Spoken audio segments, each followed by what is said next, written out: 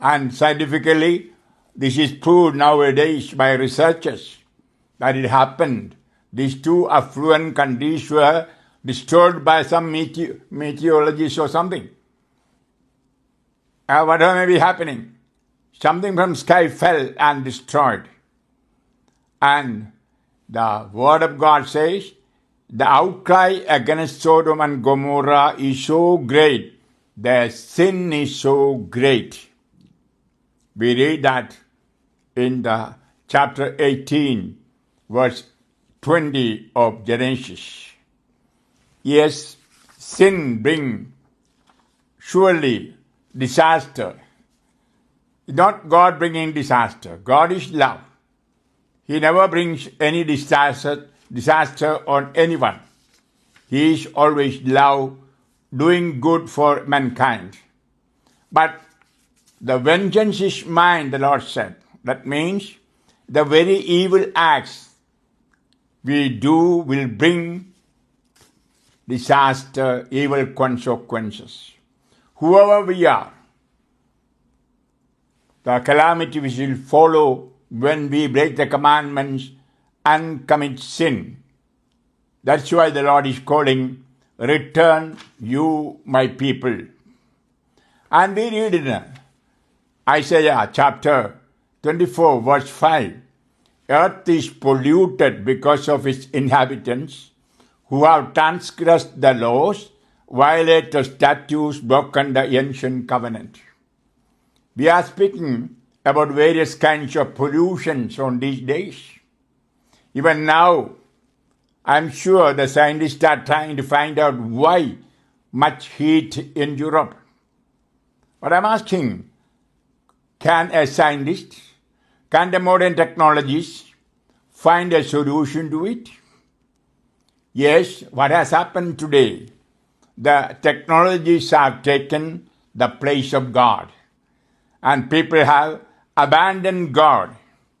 As we read Jeremiah chapter 2, 13.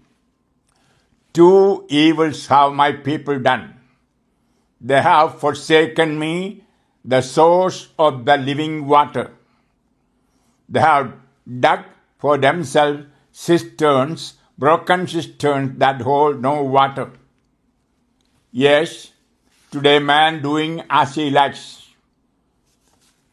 Today, perhaps computer, the mobile, or Google, AI are taken the place of God.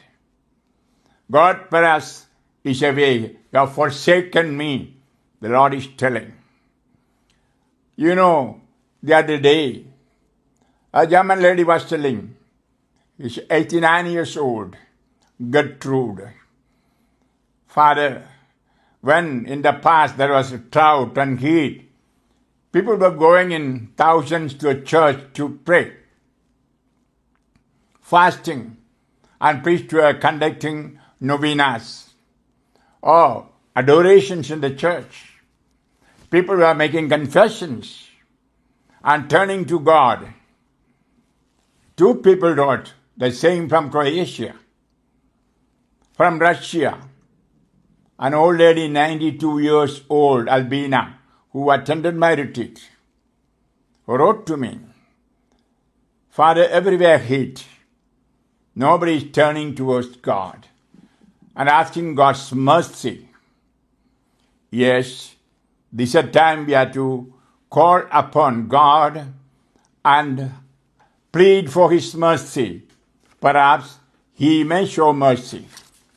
And He's a merciful Father. That's why we read in Hebrews chapter 4, verse 16. Let us then with confidence draw near to the throne of grace, that we may receive mercy and find grace to help in time of need. Hallelujah. Yes, our God is a forgiving God, a merciful God.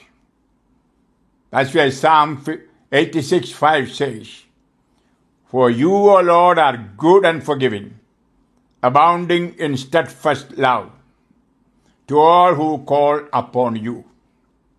This is a time we have to turn to God and call on His name to show mercy and love. And we make decision to live according to His will.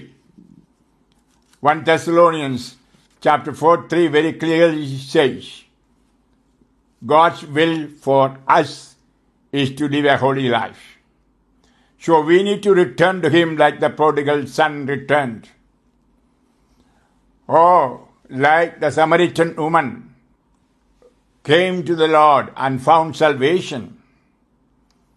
We know to her the Lord said, everyone who drinks this water will be thirsty again.